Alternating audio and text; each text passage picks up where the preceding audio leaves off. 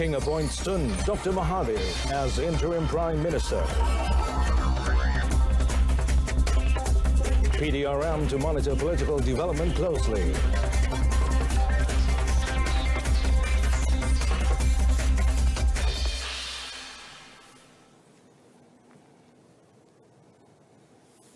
Hello and good afternoon. Thanks for joining us. You're watching Updates at Noon with me, Muhammad Amin Carlos.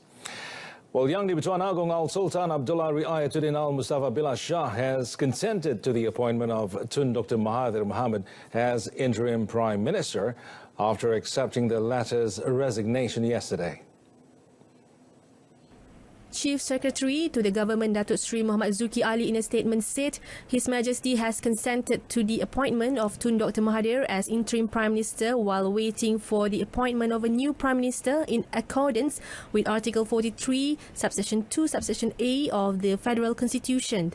During the interim period, Tun Dr. Mahathir will manage the country's administration until the new Prime Minister is appointed and a new cabinet is formed.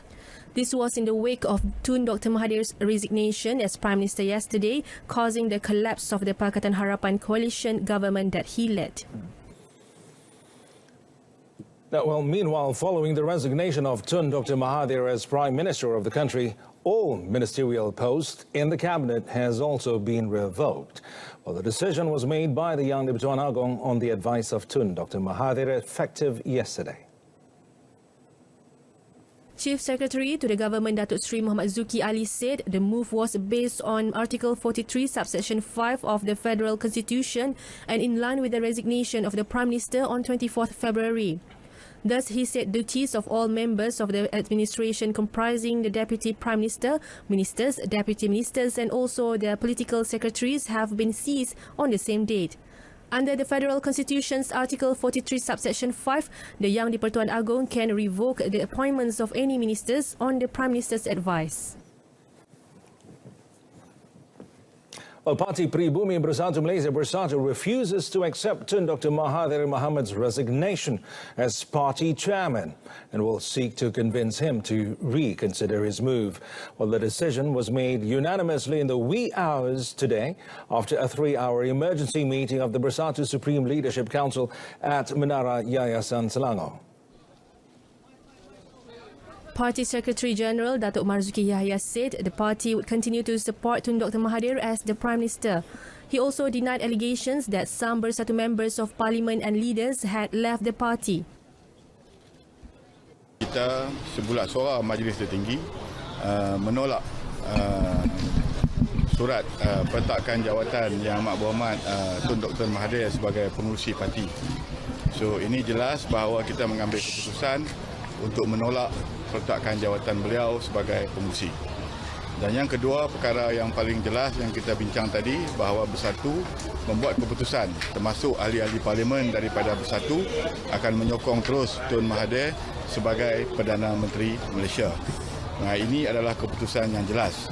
Dan yang ketiga, saya nak jelaskan juga di sini bahawa kita membuat penafian sekeras-kerasnya bahawa tidak ada seorang pun daripada ahli parlimen ataupun pimpinan Bersatu yang diwawarkan bahawa keluar daripada Bersatu. When asked on Bersatu leaving Pakatan Harapan, Datuk Marzuki said it was the decision of the majority of party leaders. Bersatu held an emergency meeting last night without the presence of Tun Dr. Mahathir. The meeting was chaired by Party President Tan Sri Muhyiddin Yassin and among those present were his Deputy Datuk Sri Mukhlis Mahathir, Vice President Datuk Abdul Rashid Ansari, Youth Chief Syed Sadiq Syed Abdul Rahman and Women's Wing Chief Datuk Sri Rina Muhammad Harun.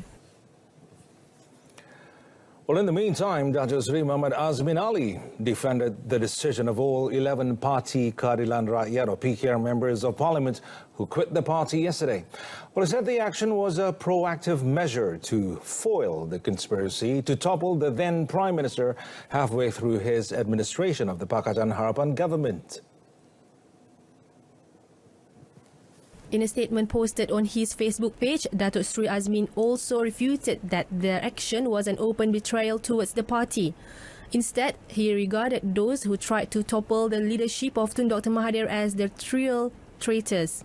This is because he said they were more interested on the power transition agenda than to implement the government's policies to rebuild and drive forward the nation's economy. The 11 MPs comprise 4 full ministers, Datuk Sri Azmin of Gombak, Zuraida Kamaruddin of Ampang, Datuk Saifuddin Abdullah of Indra Mahkota and Barubian of Selangau.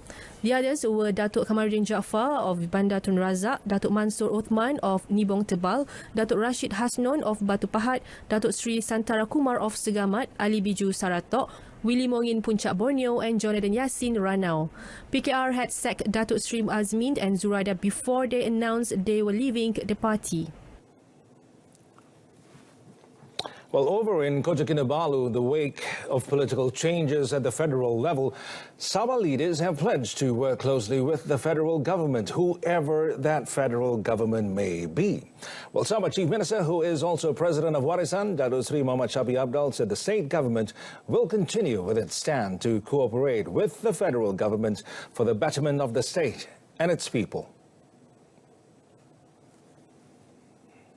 We need to work closely with the federal government, whoever the federal government is.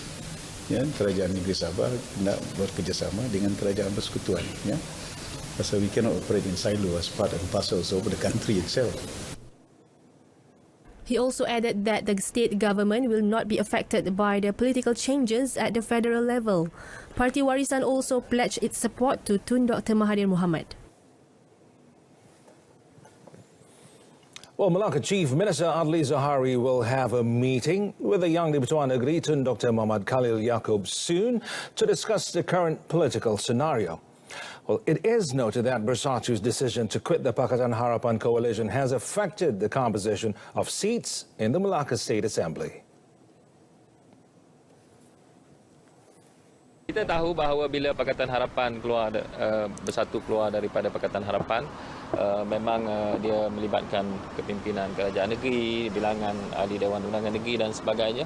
Tapi kita akan lihatlah perkembangan dari masa ke masa. Kerana memanglah masing-masing mempunyai keadaan masing-masing dan kita di peringkat kerajaan negeri, macam saya sebutkan, kita akan perkukuhkan Pakatan Harapan walaupun dalam apa juga keadaan.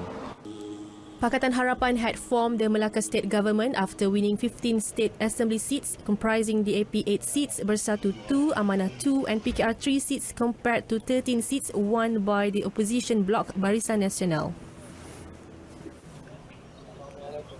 Meanwhile, in Johor Bahru, the state government refused to release any statement regarding the current political scenario of the country.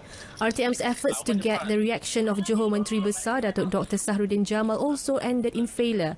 He had also cancelled his scheduled appointment to grace the Johor School Principals Council's conference in a hotel last night at the very last minute.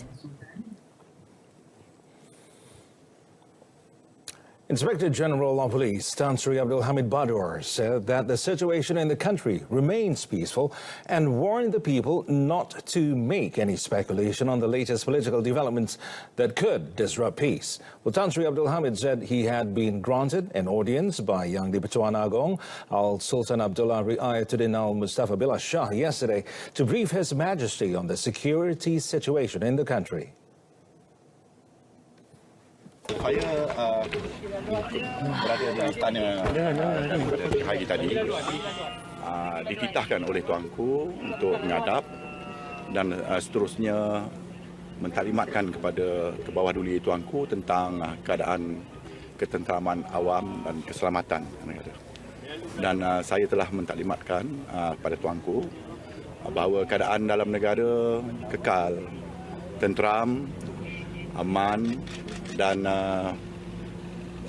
timbul kekhawatiran tentang perkara-perkara yang ada hubung kait dengan perkembangan politik ni. Tetapi pada keseluruhannya keadaan terus aman dan tenteram.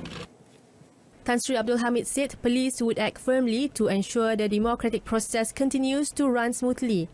He also urged the public to refrain from making speculation and spreading false news which could create public anxiety. Well, Bank Negara Malaysia said that the central bank is closely monitoring conditions within the financial markets in light of recent developments that are currently unfolding. Well, Bank Negara said in a statement, while ringgit movements will continue to be market determined, BNM's market operations will ensure sufficient liquidity and orderly financial market conditions. Yesterday, the ringgit weakened while the Malaysian stock market fell substantially amid an unusual confluence of factors including the COVID-19 global outbreak, lower crude oil prices and Malaysia's political uncertainty. The ringgit depreciated to its weakest level against the US dollar at 4.2271, while the FBM KLCI closed down 41.14 points or 2.69% at 1,490.06.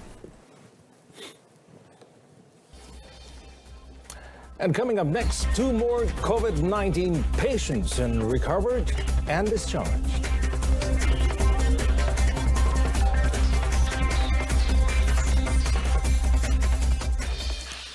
Updates continue. Now, 2 more COVID-19 patients have fully recovered and was allowed to leave home yesterday. According to a statement from the Ministry of Health, both the Chinese nationals were treated at Kuala Lumpur and Putrajaya hospitals. The patients were the 14 and 19 cases involving Chinese nationals. As of now, a total of 20 COVID-19 patients have fully recovered in Malaysia. So far, there has been no new positive case of COVID-19 in the country, with just 2 people still receiving treatment at hospitals. Both of them are reported to be in stable condition.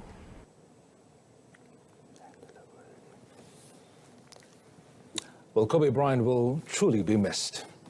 And that concludes today's edition of Updates at Noon.